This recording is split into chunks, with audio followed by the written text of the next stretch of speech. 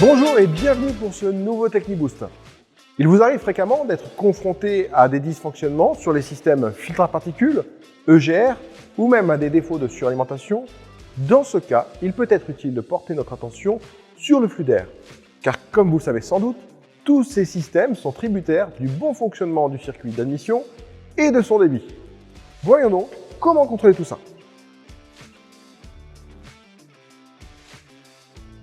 En effet, le calculateur moteur utilise la valeur de masse d'air pour la gestion de nombreux organes. Gestion du rapport air-carburant, gestion de la suralimentation, gestion du recyclage des gaz d'échappement ou encore la gestion du flux massique des gaz d'échappement pour le filtre à particules ou le SCR. Nous avons donc besoin de vérifier que cette valeur est conforme afin d'établir un diagnostic fiable. Pour cela, nous allons calculer la valeur de masse d'air d'admission théorique. C'est d'autant plus important que cette valeur de consigne n'est pas toujours présente au sein des outils de diagnostic ou dans les manuels de réparation.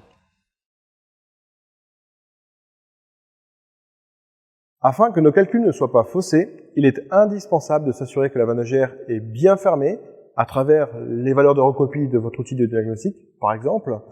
Si le sujet vous intéresse, n'hésitez pas à nous en faire part dans les commentaires.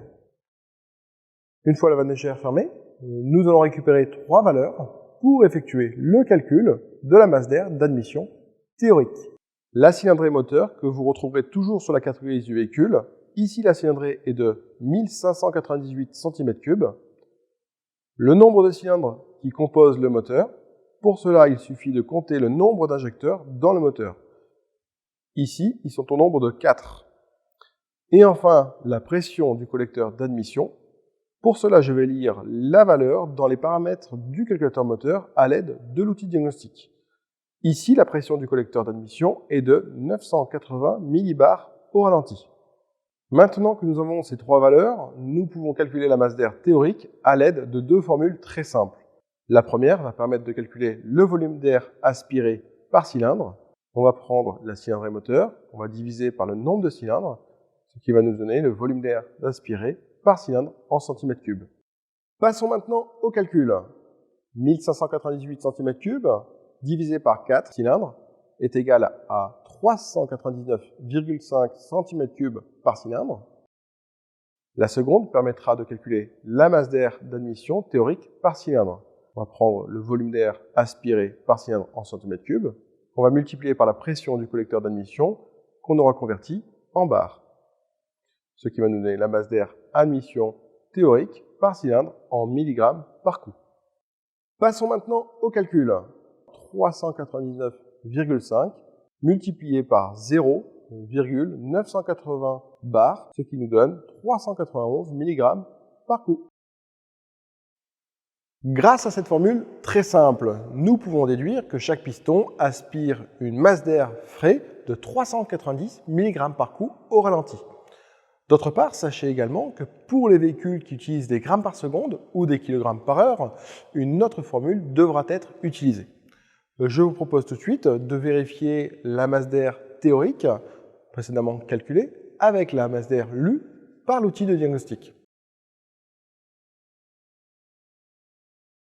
Comme vous pouvez le constater à l'écran, la valeur lue par l'outil de diagnostic est de 390 mg par coup, soit le même résultat que la valeur de masse d'air théorique.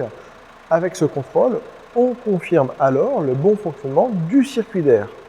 Attention, si la valeur lue à l'outil de diagnostic est incorrecte, alors des contrôles additionnels devront être appliqués pour approfondir votre diagnostic. Par exemple, contrôle du circuit électrique du débitmètre ou contrôle visuel du circuit d'admission ou encore contrôle de la pression différentielle du filtre à particules ou pour terminer, le contrôle de la bande d'étanchéité de la vanne EGR. Ce TechniBoost concernant le calcul de la masse d'air d'admission touche à sa fin. Je vous invite à mettre tout ça rapidement en pratique dans vos ateliers. J'espère qu'il vous sera utile lors de vos contrôles ou lors de vos diagnostics. N'oubliez pas de vous abonner à notre chaîne YouTube pour découvrir l'ensemble de nos vidéos et à très vite pour un prochain TechniBoost.